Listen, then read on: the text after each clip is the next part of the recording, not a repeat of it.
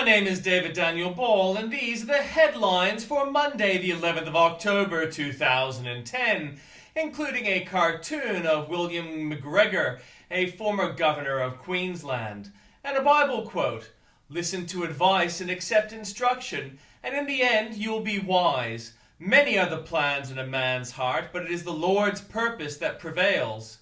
Proverbs 19:20-21. And in headlines from Fox, congressional lawmakers scramble to come up with a fix to the foreclosure fiasco that has threatened the economic recovery and thrown a monkey wrench into their re-election campaigns. Top Republican strategists slam President Democratic Party over the claims that the GOP groups and chambers of commerce use foreign contributions to boost their candidates in midterm elections. Despite extended deadline and the fact that Election Day is 23 days away, some of the 320,000 military servicemen and women from the Empire State have not received absentee ballots, a clear violation of Military and Overseas Voter Empowerment Act. A smooth-walled path to daylight awaits trapped miners as they enter tense final hours of a 2-month odyssey christened in the terror of collapsing rock deep under a Chilean mountain.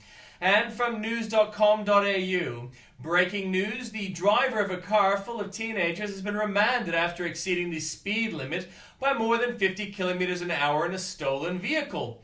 Engineers have rushed to reinforce a shaft through which to hoist 33 men trapped over 2 months down a mine in Chile.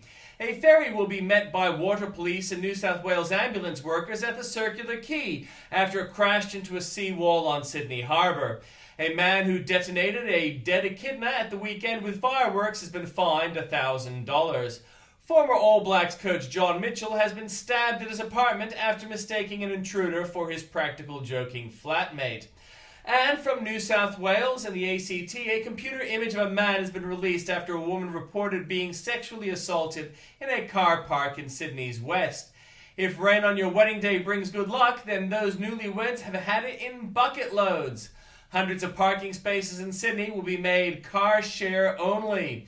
Parramatta will become Australia's first digital city with free wireless internet and apps telling you where to park. From Queensland, rescues, transport chaos and power cuts after a night of record-breaking rain across the southeast, which has continued this morning. The wet weather is playing havoc with public transport, with a range of bus services and some trains being held up by flooding. A Queensland health doctor has written an impassioned letter urging people with incurable diseases to face their mortality.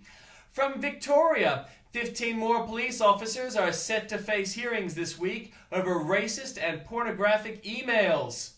And police have bowed to pressure to make their policy on telephone record checks more accountable after a storm of criticism. The state government has been accused of trying to cover up bullying incidents in schools. Public transport and crime are the coalition's 2 strongest policy areas, most recent polling reveals. And my number one priority as the Minister for Police will be delivering the 1966 additional frontline police our government has promised. More for you there at the link. From the Northern Territory, children broke into the home of a one-legged woman, damaged a scooter, trashed the home and garden, and set a fuel tin on fire. Father of Azaria Chamberlain is confident new inquest will put an end to 3 decades of misery. From South Australia, police have found cannabis and illegal fireworks at an Andrews farmhouse.